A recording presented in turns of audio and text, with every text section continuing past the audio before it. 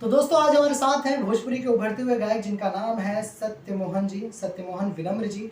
और उनकी life journey के बारे में जानेंगे। उनका एक गाना बहुत अच्छा मार्केट में बज रहा है, आइए उनसे बात करते हैं और जानते हैं उनकी लाइफ स्टोरी के बारे में। नमस्कार सत्यमोहन जी। जी नमस्कार। पहले तो हम अपने सभी श्रोतागण को पैर छू के पाँव लगतानी नमस्कार बा, प्रणाम बा दिल से। ओके सत्यमोहन जी, आप हैं कहाँ से? जी मैं यूपी गोरखपुर से हूँ। यूपी गोरखपुर से हैं जी। आप, क्या बात है, बड़ी पावन धरती है यूपी गोरखपुर। जी सत्यमोहन जी, अगर देखा जाए तो अभी आपका जो गाना है जी वो बहुत ज़्यादा बज रहा है जी। और काफ़ी अच्छे व्यूज़ प्राप्त किया है। जी। तो मैं चाहूँगा कि बाकी की बातें बाद में, जी। पहले आपका वो गाने की 2 लाइन आप सुनाएं, उसके बाद उस पर चर्चा करेंगे। जी बिल्कुल सुनाएंगे।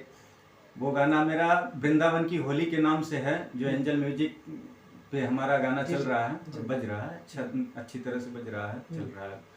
तो वो गाने का मैं सुना रहा हूँ जी। आपको। राधा कृष्ण के संग होलिया खेलस वृंदावन में।